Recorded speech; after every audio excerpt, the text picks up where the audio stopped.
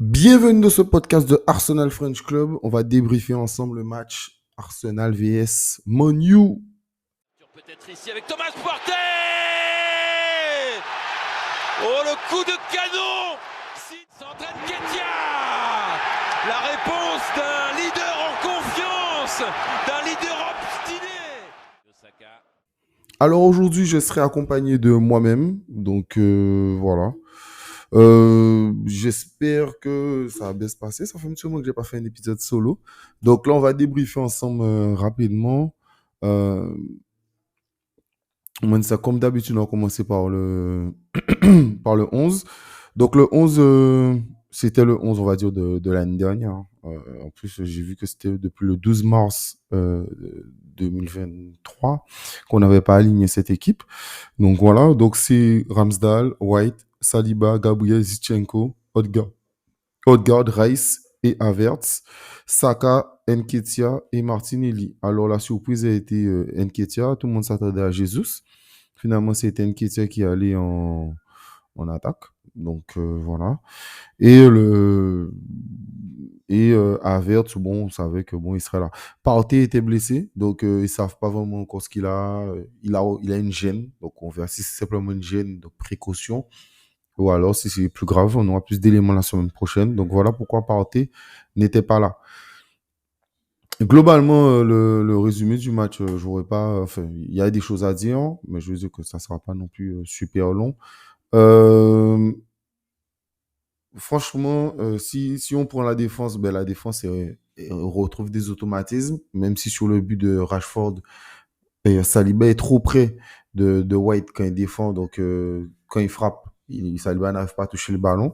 Mais sinon, globalement, la défense s'est très très bien comportée. On a vu aussi une frappe au moment où Saliba il empêche de rentrer. Gabriel a fait un très gros match physiquement.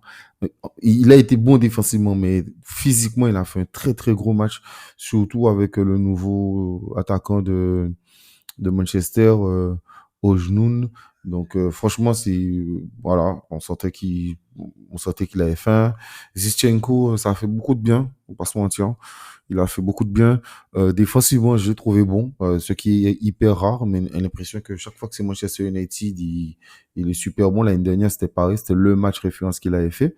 Mais franchement, il a été bon. Puis, en défense, Rice, très, très, très, très gros match en tant que 6. La seule différence qu'il n'a pas encore avec Partey, c'est que Partey arrive à beaucoup plus propulser le ballon vers l'avant. C'est-à-dire que quand Rice se fait presser, Rice ne conserve pas le ballon, lui, il va donner des passes sûres vers l'arrière. Alors, c'est sa manière de jouer. Alors que Partey, lui, va réussir à prendre la pression et en sortir. Un peu comme Verratti Prime à l'époque. Donc, voilà. Mais sinon, Rice, très, très gros match de sa part. Puis, Odegaard, vrai match de capitaine. Vrai match de capitaine. Il a beaucoup tiré, il a beaucoup pris le jeu à son compte. Euh, Franchement, Odegaard top. Havertz. Havertz, bon, j'ai dit que j'en parle pas, mais là, je suis tout seul, donc je vais en parler. Mais nul. Franchement, il est nul. Il est mauvais, ce gars. Il est vraiment mauvais. Voilà, il est à chier. Donc, voilà. Mais il a un totem d'immunité. Mais je parlerai un peu d'Arteta tout à l'heure. Mais sur le match d'Havertz, il a tout raté. Il a tout raté. Au moins, il a une passe. Il aurait dû le faire. Il le fait pas. Donc, voilà. Et, enfin, on lui donne un centre.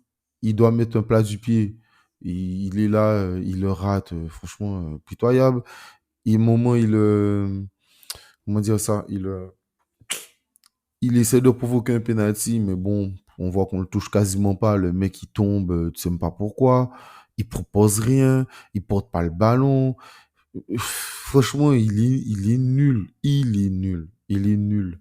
Voilà, il est nul. Et ça confirme encore qu'il y a un vrai problème parce que dès qu'il sort, Arsenal arrive à marquer 2 buts.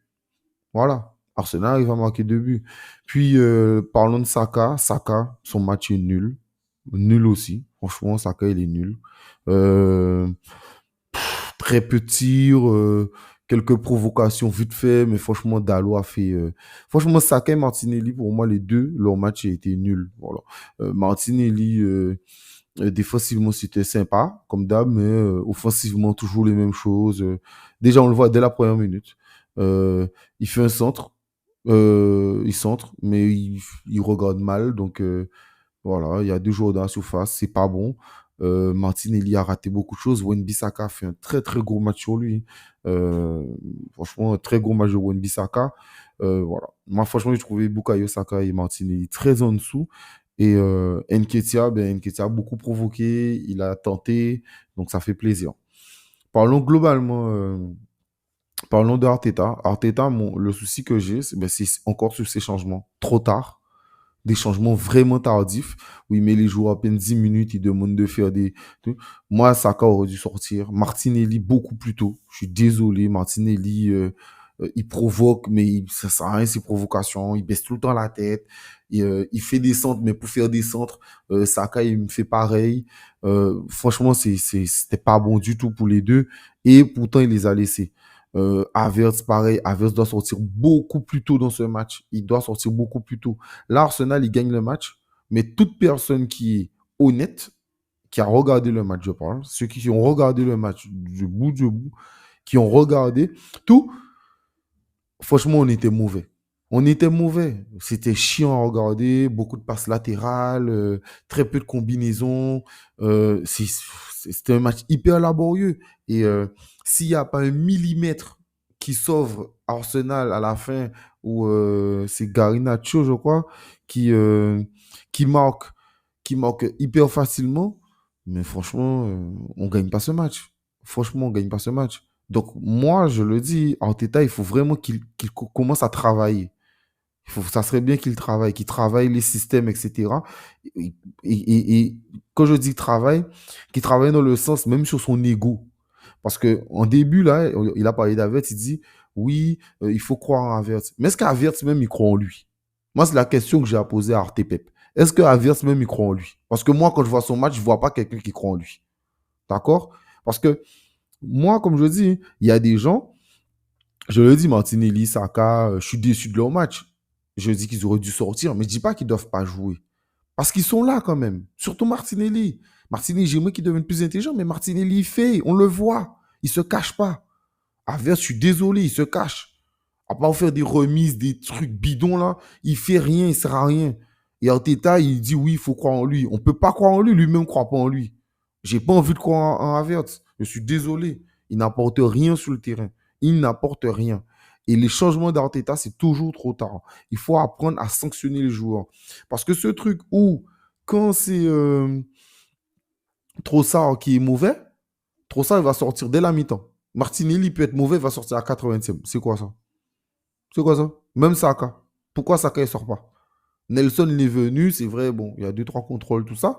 Mais Nelson, c'était intéressant. Fabio Vieira, c'était un peu moins intéressant, mais c'était sympa. C'était beaucoup mieux qu'Averse. Après, c'est pas difficile, mais c'était sympa. Il faut les mettre plus tôt. Je suis désolé. Je suis désolé. Parce que moi, je vois que quand un Havertz il prend la place d'un Smith Rowe dans la rotation, je ne comprends pas. Je ne comprends pas en quoi Smith Rowe ne peut pas jouer alors qu'Havertz il joue tous les matchs. Et il joue quasiment plus toutes les minutes. Et il n'apporte rien. Donc, à un moment donné, je veux bien être d'accord qu'il faut donner la chance à quelqu'un, mais tu ne peux pas sanctionner les autres quand c'est eux qui jouent mal. Ouais, ben ils sortent tout de suite. Par contre, quand c'est tes gars à toi, bon, ben, ouais, mais tu attends. Il ne faut pas attendre, je suis désolé. Et Saka, tout ça, eux tous, ils doivent être logés à la même enseigne. À la même enseigne. Voilà. Donc, voilà. En tout cas, gros match de la part quand même de United. Ouais. Parce que moi, où je suis, enfin, gros match défensif surtout, de la part de United.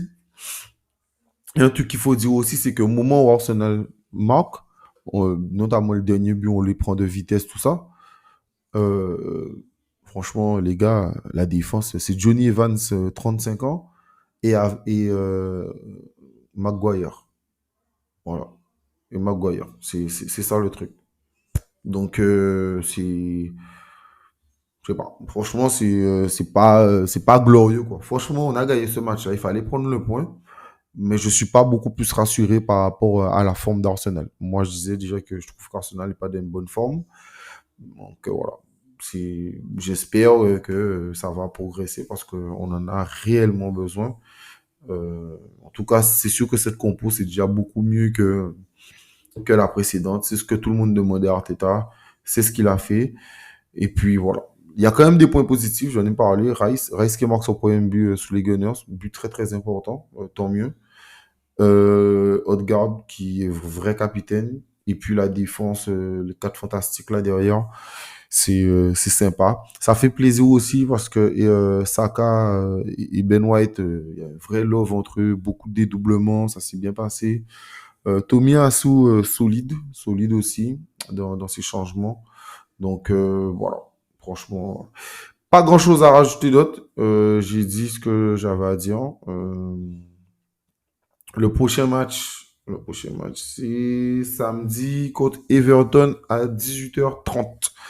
Donc voilà, espérons gagner aussi ce match parce qu'après on va commencer en Ligue des Champions.